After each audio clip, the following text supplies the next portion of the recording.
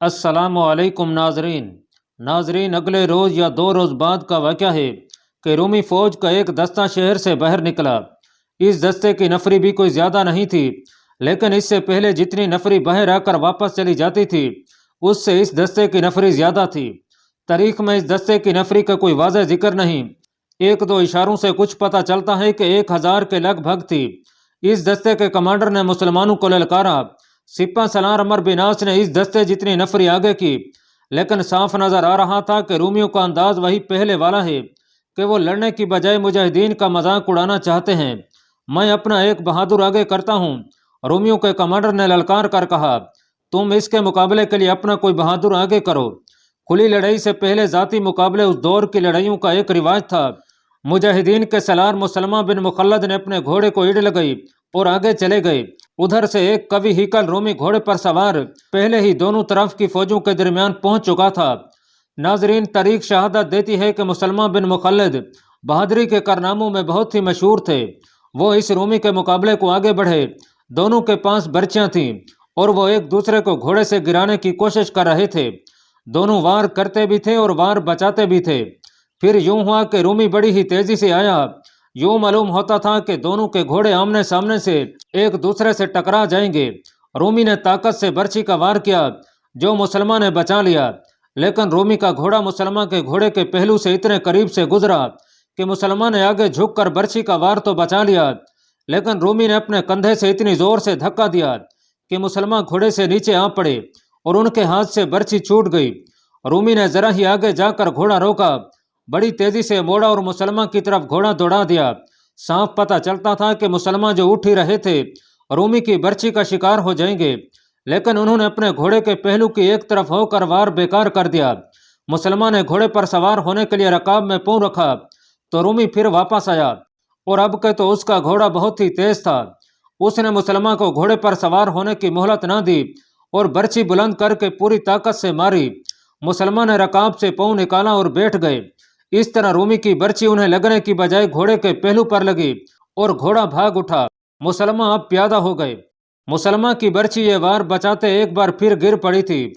اب کہ رومی پیچھے کو مڑا تو صاف نظر آنے لگا تھا کہ وہ مسلمہ کو برچھی کی انی پر لے گا۔ اس وقت ایک مجاہد نے اپنے گھوڑے کو ایڑ لگائی اور مسلمہ کو بچانے کے لیے سرپٹ گھوڑا دوڑا دیا۔ پیشتر اس کے کہ رومی مسلمہ تک پہنچتا، مجاہد پہنچ گیا اور اس نے برچھی کے پہلے ہی وار سے رومی کو گھوڑے پر اوندا کر دیا۔ مجاہد کی برچھی رومی کے پیٹ میں اتر گئی اور اس کی انی پیٹھ کی طرف سے باہر آ گئی تھی۔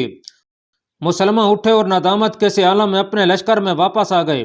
مورخوں نے لکھا ہے کہ سپہ سالار عمرو بن عاص رضی اللہ تعالیٰ عنہ کے چہرے پر ناراضگی اور غصے کا گہرا تاثر آ گیا تھا۔ انہیں مسلمہ سے ایسی شکست کی امید نہ تھی۔ مسلمہ سر جھکائے ہوئے سپہ سالار کے قریب پہنچے۔ مسلمان مورخوں نے متفقہ طور پر لکھا ہے کہ عمرو بن عاص نے مسلمہ سے کہا، تم جیسا شخص جو عورتوں کی خصلت رکھتا ہو اسے مردانہ کاموں میں دخل دینے کی کیا ضرورت آ پڑی تھی۔ تاریخ میں یہ بھی آیا ہے کہ مسلمہ کے چہرے پر غصے کے آثار نمودار ہوئے۔ انہوں نے قہر اور غضب سے سپہ سالار کی طرف دیکھا، لیکن وہ غصہ پی گئے۔ یہ پہلا موقع تھا کہ رومی دیوار سے کچھ آگے آ گئے تھے۔ عمرو بن عاص نے حملے کا حکم دے دیا۔ سالاروں کو انہوں نے پہلے ہی بتا دیا تھا کہ حملہ کس طرح کرنا ہے، جن میں سب سے اہم ہدایت یہ تھی کہ قلعے میں داخل ہونے کی کوشش کرنی ہے۔ لیکن رومی جو لڑنے کے لیے آگے تو آ گئے تھے، وہ ایسا خطرہ مول لینے والے نہیں تھے کہ شہر کا دروازہ مجاہدین کے لیے کھلا چھوڑ دیتے۔ انہوں نے پہلا کام یہ کیا کہ کچھ زیادہ نفری دروازے کے آگے کر دی اور دروازہ کھلا رہنے دیا۔ دیوار پر زیادہ خطرناک چیز منجنیقیں تھیں، لیکن مسلمان اتنا آگے چلے گئے تھے جہاں منجنیقیں اوپر سے نیچے کی طرف سنگ باری نہیں کر سکتی تھی۔ رومی تیر اندازوں نے تیروں کو بچھانے تو پھینکی، لیکن دونوں طرف کے آدمی اس طرح گڈ مڈ ہو گئے تھے کہ تیر اندازی رک گئی۔ یہ اس لیے بھی رکی کہ مسلمان تیر اندازوں نے دیوار پر تیر پھینکنے شروع کر دیے تھے۔ رومیوں کا انداز یہ تھا کہ وہ پیچھے ہی پیچھے ہٹتے جا رہے تھے، اور مجاہدین کی کوشش یہ تھی کہ رومیوں کے اس پہلو پر چلے جائیں جس پہلو پر شہر کا دروازہ تھا۔ سالاروں کی للکار یہی تھی کہ شہر میں داخل ہونے کی کوشش کرو۔ معرکہ بڑا ہی گھمسان کا تھا، لیکن رومی پیچھے ہٹتے ہٹتے شہر کے اندر جاتے رہے۔ ان کا جانی نقصان تو اچھا خاصا ہوا، لیکن وہ شہر میں داخل ہونے میں کامیاب ہو گئے اور کوئی ایک بھی مجاہد ان کے پیچھے دروازے تک نہ پہنچ سکا۔ پھر دروازہ بند ہو گیا۔ مجاہدین کو واپس آنا پڑا آخر جمعۃ المبارک کی صبح طلوع ہوئی۔ مجاہدین نے اپنے سپہ سالار کی امامت میں نماز فجر ادا کی اور سپہ سالار نے لشکر کو بتایا کہ امیر المومنین حضرت عمر رضی اللہ تعالیٰ عنہ نے پیغام میں لکھا تھا کہ حملہ بعد از نماز جمعہ کیا جائے اور دعا بھی کی جائے، یہ وقت دعاؤں کی قبولیت کا ہوتا ہے۔ نماز جمعہ کا وقت آیا تو پورے لشکر نے نماز پڑھی۔ خطبے میں عمر بن عاص نے لشکر کو امیر المومنین کے پیغام کے یہ الفاظ ایک بار پھر سنائے کہ تم میں وہ پہلے والا جذبہ نہیں رہا اور شہادت کی تڑپ بھی نہیں رہی، اور تمہیں وہ جگہ پسند آ گئی ہے اور وہیں کے ہو کے رہ گئے ہو۔ عمر بن عاص نے لشکر سے کہا کہ آج ہمیں امیر المومنین کا یہ شبہ رفع کرنا ہے، اور سب سے بڑی بات یہ ہے کہ اللہ رب العزت کی خوشنودی کو پیش نظر رکھنا ہے۔ لشکر میں جوش و خروش تو وہی تھا جو پہلے بھی ہوا کرتا تھا، اس میں کوئی کمی نہیں آئی تھی، لیکن بند دروازوں والے قلعے پر یہ لغار خود کشی کے برابر تھی۔ سکندریہ کے دفاع کی بات ہی کچھ اور تھی۔ سالاروں کو سپہ سالار نے ضروری ہدایات اور احکام پہلے ہی دے دیے تھے۔ لشکر ہر طرح سے تیار تھا۔ اللہ تعالیٰ نے مجاہدین کے لیے پہلی سہولت یہ مہیا کر دی کہ نماز سے فارغ ہوئے ہی تھے کہ رومی فوج باہر آ گئی۔ اس روز ان کی اچھی خاصی زیادہ نفری بہ رہی تھی۔ ان کی للکار سے پتہ چلتا تھا کہ آج وہ لڑنے کے ارادے سے آئے ہیں۔ تاریخ میں ابن الحکم اور علامہ بلاذری کے حوالے سے یہ بات آئی ہے کہ شہر کی اس طرف والی دیوار پر اس قدر آدمی کھڑے کر دیے گئے تھے کہ ایک ہجوم تھا جس نے انسانی دیوار کی شکل اختیار کر لی تھی۔ ان مورخوں نے لکھا ہے کہ رومی جرنیلوں نے شہر کے لوگوں کو دیوار پر کھڑا کر دیا تھا، اور ان میں عورتیں بھی تھیں، اور عورتوں سے کہا گیا تھا کہ وہ اپنے چہرے باہر کی طرف نہ رکھیں بلکہ پیٹھ باہر کو رکھیں، تاکہ مسلمانوں کو یہ یقین ہو کہ یہ عورتیں نہیں بلکہ مرد ہیں۔ یہ ہجوم دراصل مجاہدین کو ڈرانے کے لیے دیوار پر کھڑا کیا گیا تھا کہ دیکھ لو ہماری تعداد اتنی زیادہ ہے کہ تم یہ شہر فتح نہیں کر سکتے۔ سپہ سالار عمر بن عاص کے حکم سے ایک بلند آواز مجاہد آگے چلا گیا اور اس نے بڑی ہی بلند آواز سے رومیوں سے کہا کہ ہم تعداد سے ڈرنے والے نہیں، اگر ہم جنگی طاقت اور تعداد سے ڈر جاتے تو مصر میں داخل ہی نہ ہوتے۔ یہ مجاہد واپس آ گیا۔ عمر بن عاص نے بلند آواز سے اپنے لشکر سے کہا کہ تعداد سے نہ ڈرو، لڑنے والے یوں اوچھی حرکتوں اور باتوں سے ڈرایا نہیں کرتے، وہ لڑا کرتے ہیں۔ ان رومیوں کے اس مظاہرے سے صاف پتہ چلتا ہے کہ وہ خود ڈرے ہوئے ہیں۔ خدا کی قسم آج ہم قلعے میں داخل ہو ہی جائیں گے۔ اس کے فوراً بعد سپہ سالار نے بڑی تیزی اور شدید یلغار کا حکم دے دیا۔ رومیوں نے دیوار پر شہریوں کے ہجوم کو اکٹھا کر کے بڑی ہی حماقت کا مظاہرہ کیا تھا۔ جب مجاہدین نے حلہ بولا تو دیوار کے تیر اندازوں اور منجنیقوں کا جو خطرہ تھا وہ اس طرح کم ہو گیا کہ ان کا اپنا ہی ہجوم ان کے لیے رکاوٹ بن گیا تھا۔ تیروں اور پتھروں سے بچنے کے لیے مجاہدین نے یہ طریقہ بھی اختیار کیا کہ بڑی ہی تیزی سے رومیوں پر جھپٹ پڑے۔ لڑائی کی صورت ایسی پیدا ہو گئی تھی کہ کسی بھی منجنیق کا کوئی ایک پتھر بھی نہ آیا، اور تیر اندازی بھی خاصی کم رہی کیونکہ ان کے اپنے ہی فوجی زد میں آتے تھے۔ اس روز واقعی رومی لڑنے کے ارادے سے نکلے تھے۔ وہ یہ احساس بھی رکھتے تھے کہ سکندرہ گیا تو پورا مصر گیا۔ ایک روایت یہ بھی ہے کہ فوج کو شراب پلا کر باہر بھیجا گیا تھا۔ بہرحال فوج پورے جذبے اور جوش سے لڑ رہی تھی۔ مجاہدین کو عمر بن عاص نے بڑی مہارت سے اپنے کنٹرول میں رکھا ہوا تھا تاکہ جس چال اور ترتیب سے وہ حملہ کرنا چاہتے تھے اس میں ذرا سی بھی گڑبڑ نہ ہو۔ کوشش یہ تھی کہ قلعے میں داخل ہوا جائے۔ اس کا مجاہدین کو خاصا تجربہ حاصل ہو چکا تھا۔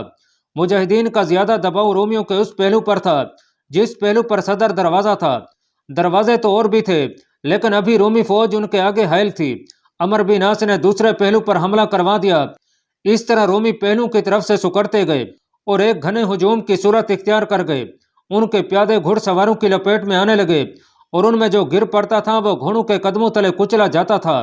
سپہ سالار نے رومیوں کو اور زیادہ بے حال اور مجبور کرنے کے لیے اپنے محفوظہ کے دستوں میں سے ایک دستے کو آگے کر دیا کہ وہ سامنے کے رومیوں پر ٹوٹ پڑیں۔ دائیں بائیں سے تو رومیوں پر خاصا دباؤ پڑ رہا تھا۔ اس کا نتیجہ خاطر خواہ نکلا۔ رومیوں کی چیخ و پکار نے اندر والوں کو مجبور کر دیا کہ اس طرف کے بھی دروازے کھول دیں۔ اس وقت رومیوں کی دراصل ضرورت یہ تھی کہ اندر سے مزید فوج باہر بھیجی جائے جو مجاہدین کو پسپاں کر دے، لیکن دروازے کھولے تو گھڑ سوار رومی اندر جانے لگے۔ اس طرح انہوں نے اندر سے آنے والوں کا راستہ روک لیا۔ مجاہدین اس قدر دیوار کے قریب چلے گئے تھے کہ اوپر سے تیر آتے تو ان کا کچھ نہیں بگاڑ سکتے تھے۔ سپہ سالار نے اپنے تیر اندازوں کو ایسے مقام پر مورچہ بند کر دیا تھا جہاں سے ان کے تیر بڑی آسانی سے دیوار پر پہنچ جاتے تھے، اور رومی تیر انداز اور منجنیقوں کے آدمی زخمی ہو کر وہاں سے ہٹ رہے تھے۔ اس خون ریز معرکے میں ذاتی شجاعت کے بڑے ہی کارنامے ہوئے۔ اس روز مجاہدین کا جوش و خروش انتہا سے بھی آگے نکل گیا تھا۔ वो तवील मुहासरे से तंग गए हुए थे और फिर अमीरुल मोमिनीन ने उनकी नीतों पर शक का इजहार किया था।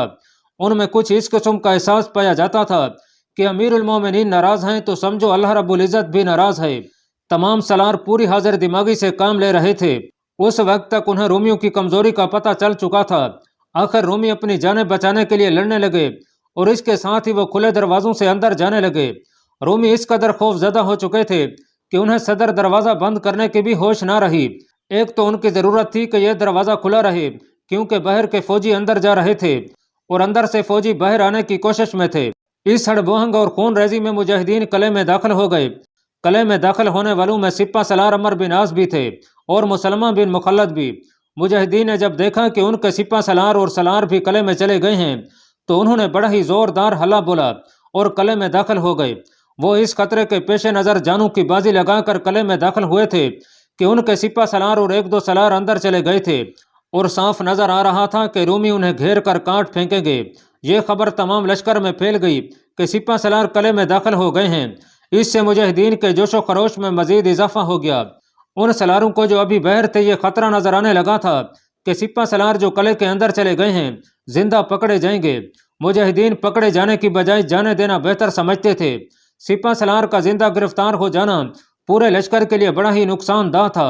मुसलमानों के यहाँ ऐसी कोई बात नहीं थी कि कमांडर पकड़ा जाता तो पूरा लश्कर भाग उठता। मुसलमानों का अंदाज और तौर तरीका यह था कि सिपा सलार के शदीद जख्मी या शहीद हो जाने की सूरत में कोई दूसरा सलार कमान ले लेता था और लश्कर की क़ियादत में ज़रा सा भी फ़र्क नहीं आता था। फिर भी अमर बिन आस जैसे सिपा सलार का दुश्मन के हाथ चढ़ जाना कोई अच्छी बात नहीं थी। ताहम मुजाहिदीन पर इसका यह असर नजर आया कि जहाँ जहाँ सिपा सलार के अंदर चले जाने की खबर पहुंची और साथ ये खतरा महसूस हुआ कि वो जिंदा न पकड़े जाएं, मुजाहिदीन का जोशो खरोश इस कदर ज्यादा हो गया जैसे वो इन दीवारों को हाथों से गिरा कर अंदर चले जाएंगे और अपने सिपा सलार को जिंदा और सलामत देखेंगे। मुजाहिदीन इसी जोशो खरोश से अंदर गए तो यूं लगता था जैसे खाक और खून का तूफान आ गया हो। उनके सामने जो आया वो कट कर गिरा और तड़पने लगा। लेकिन अंदर रोमी फौज की तादाद मुजाहिदीन की निस्बत बहुत ही ज्यादा थी। जर्नेलों ने अपने फौजियों को ऐसा भड़काया और गरमाया कि रूमी भी जोश और बड़े ही मजबूत हौसले के साथ मुजाहिदीन पर झपट पड़े, जो ये ललकार रहे थे कि ये बहुत ही थोड़े हैं, इन्हें घेर कर खत्म कर दो। शहर की औरतें भी अपने फौजियों को ललकार और गरमा रही थीं। फिर यूं हुआ कि रोमियों ने तमाम दरवाजे बंद कर दिए। मुजाहिदीन की बेशतर नफरी बाहर ही रह गई। तारीख इस मरके को यूं बयान करती है कि अंदर वाले मुजाहिदीन लड़ रहे थे और दरवाजों की तरफ इसलिए हट रहे थे कि दरवाजे फिर खोल दें। तारीख में यह वाज़ेह नहीं कि एक दरवाज़ा किस तरह खुल गया। तवक्को तो यह थी कि इस दरवाजे से मुजाहिदीन अंदर चले जाएंगे, लेकिन इस दरवाजे पर इतने ज़्यादा रूमी थे कि बाहर से कोई और मुजाहिद अंदर ना जा सका, बल्कि अंदर वाले मुजाहिदीन पर इतना दबाव पड़ा कि उस दरवाजे से बाहर आ गए और दरवाज़ा फिर बंद हो गया। नाजरीन, गैर मुस्लिम मर्रखों ने, जिनमें बटलर ख़ास तौर पर काबिल ज़िक्र है, और तमाम मुसलमान मर्रखों ने लिखा है कि मुजाहिदीन तो बाहर आ गए थे लेकिन 4 मुजाहिदीन अंदर ही रहे। उनमें सिपा सलार अमर बिन आस थे और सलार मुसलमा बिन मुखल्लद भी थे और दूसरे 2 मुजाहिदीन थे। ये चारों ऐसी दीवानगी के आलम में लड़ रहे थे कि कोई भी रूमी इनके करीब आने की जुर्रत नहीं कर सकता था। इत्तफाक देखिए कि अमर बिन आस को कोई रूमी पहचानता नहीं था। किसी रूमी जर्नेल को भी मालूम नहीं था कि इन 4 मुजाहिदीन में एक सिपा सलार अमर बिन आस है और एक और सलार भी है। अगर उन्हें यह पता चल जाता तो वो जाने लड़ाकर इन दोनों सलारों को जिंदा पकड़ लेते और फिर सुलह की अपनी शराइत मुसलत करते। उसको आज़म केरिस ने तो अमर बिन आस को कत्ल करवाने के लिए खजाना लुटा दिया था। अगर अमर बिन आस उसके हाथ चढ़ जाते या उसे मालूम होता कि इन चारों में से यह शख्स अमर बिन आस है तो वह उन्हें फौरन कत्ल करवा देता। उसका ख्याल यह था कि सिपा सलार ख़त्म हो जाए तो इस कलील से लश्कर से मिस्र चंद दिनों में वापस लिया जा सकता है। पता यह चलता है कि रूम के हुक्मरान हल्कों में अमर बिन आस एक दहशत का नाम बन गया था। यह भी अल्लाह रब्बुल इज़्ज़त की मदद थी कि अमर बिन आस को वहाँ कोई पहचानता नहीं था। ये चारों लड़ते रहे और रोमियों उन्हें आम ही किस्म के या सिपाहियों की हैसियत के मुजाहिद समझते रहे। रोमियों ने यह भी देख लिया कि कला महफूज है और मुसलमानों को बाहर धकेल दिया गया है और दीवारों से तीर अंदाज उन्हें दूर हटा चुके हैं, तो रोमी हंसी मजाक के मूड में आ गए थे। इतनी बड़ी फौज के लिए 4 आदमियों को पकड़ना या तलवारों और बर्छियों से मार डालना कोई बड़ी बात थी ही नहीं। चारों इस तरह लड़ रहे थे कि उन्होंने पीठें जोड़ी हुई थीं और रोमी फौजी उन्हें घेरे में लिए हुए आगे बढ़ते और पीछे हटाते थे। किसी तरफ से भी उन पर कोई वार कर गर नहीं होता था। یہ سب جانتے تھے کہ ان چاروں کو آخر مرنا ہے۔ اگر تلواروں اور برچیوں سے یہ گھائل نہیں ہوتے تو ذرا دور سے ان پر ہر طرف سے تیر چلائے جائیں گے اور یہ ڈھیر ہو جائیں گے۔ لیکن ایک جرنیل کو کوئی اور خیال ہی آ گیا۔ اس جرنیل نے اپنے ان آدمیوں کو پیچھے ہٹانے کا حکم دیا جو ان چاروں کو زیر کرنے کی کوشش کر رہے تھے۔ اب صورتحال یہ تھی کہ یہ چاروں اکٹھے کھڑے تھے اور ذرا دور ہٹ کر فوجی اور شہری دائرے میں یوں کھڑے تھے جیسے تماشائی دنگل دیکھنے کے لیے اکٹھے ہو جاتے ہیں۔ ٹھہر جاؤ۔ یہ جرنیل ان مسلمانوں کے قریب آیا اور بولا، تمہارے لشکر نے ہمارے کچھ آدمی قید کر لیے ہیں، ہم تمہیں دیوار پر لے چلتے ہیں، وہاں سے اپنے سپہ سالار سے کہو کہ وہ ہمارے آدمیوں کو چھوڑ دے اور ہم تم چاروں کو عزت سے رخصت کر دیں گے۔ عمر بن عاص نے اپنا چہرہ اس طرح چھپا لیا تھا کہ ان کی صرف آنکھیں نظر آتی تھیں۔ انہوں نے محسوس کر لیا تھا کہ انہیں کسی نے پہچانا نہیں۔ انہوں نے جرنیل کی یہ شرط ماننے سے انکار کر دیا۔ ہم کسی شرط پر ہتھیار نہیں ڈالا کرتے۔ عمر بن عاص نے کہا، ہم جانیں دے دیتے ہیں اور اللہ رب العزت کے حضور سرخ روح ہو جاتے ہیں۔ اگر تم اسے بہادری سمجھتے ہو کہ پوری فوج 4 آدمیوں کو قتل کرنے کی کوشش میں لگا دی جائے تو ہم اصل بہادری دکھائیں گے، تمہاری پوری فوج کا مقابلہ کرتے ہوئے جانے دیں گے۔ یہ جرنیل رومی تھا اور رومی بلا شک و شبہ جنگجو قوم تھی۔ عمر بن عاص کی اس بات نے اس کے دل پر بڑا ہی گہرا اثر کیا۔ اس نے یقیناً محسوس کیا ہوگا کہ یہ کوئی بہادری نہیں کہ 4 آدمیوں کو پکڑنے یا مارنے کے لیے اس نے پوری فوج کو کھلی چھٹی دے رکھی ہے۔ وہ گہری سوچ میں کھو گیا۔ پھر میری ایک شرط مان لو، جرنیل نے کہا، میں ایک آدمی باہر نکالتا ہوں اور تم میں سے کوئی آدمی اس کا مقابلہ کرو۔ اگر میرے آدمی نے تمہارے آدمی کو مار دیا تو پھر ہم باقی تینوں کے ساتھ جو سلوک چاہیں گے کریں گے، اور اگر تمہارے آدمی نے میرے آدمی کو مار ڈالا تو میں وعدہ کرتا ہوں کہ تمہیں کلے سے نکال دوں گا، تم آزاد ہوگے۔ چاروں نے یہ شرط مان لی اور کہا کہ تم میں سے جو سب سے زیادہ قوی ہیکل شاہ سوار اور مانا ہوا بہادر ہے اسے سامنے لاؤ۔ جرنیل گیا اور مقابلے کے لیے کسی کو منتخب کرنے لگا۔ ادھر مسلمہ بن مخلد نے عمر بن عاص سے کہا کہ وہ اس رومی کا مقابلہ کریں گے۔ عمر بن عاص اور مسلمہ بن مخلد کے درمیان جو مختصر سا مکالمہ ہوا وہ تاریخ کے دامن میں لفظ بہ لفظ آج تک محفوظ ہے۔ وہ یوں ہے، سوچ لو مسلمہ، عمر بن عاص نے کہا، تم پہلے بھی شرمسار کرا چکے ہو۔ ایک رومی نے تمہیں گھوڑے سے گرا دیا تھا، ایک مجاہد نے تمہیں بچا لیا، اب پھر تم مقابلے کے لیے اترنا چاہتے ہو۔ میرے محترم سپہ سالار، مسلمہ نے کہا، میں اپنی اس غلطی کی تلافی کرنا چاہتا ہوں۔ میں مارا گیا تو مجھے بخش دینا، لیکن مجھے اس موقع سے محروم نہ کریں۔ دراصل عمر بن عاص خود رومی کا مقابلہ کرنا چاہتے تھے، لیکن مسلمہ بن مخلد نے ایسے انداز سے اپنے ارادے کا اظہار کیا کہ عمر بن عاص خاموش ہو گئے اور انہیں لڑنے کی اجازت دے دی۔ ادھر سے جو رومی مقابلے کے لیے نکلا وہ خود تو قوی ہیکل تھا ہی، لیکن اس کا جنگی گھوڑا اتنا زبردست تھا جیسے اس کے قابو میں ہی نہ آ رہا ہو۔ وہ جب چلتا اور دوڑتا تھا تو زمین ہلتی محسوس ہوتی تھی۔ اس کے ہاتھوں میں برچی تھی، لیکن مسلمہ بن مخلد کے پاس تلوار تھی۔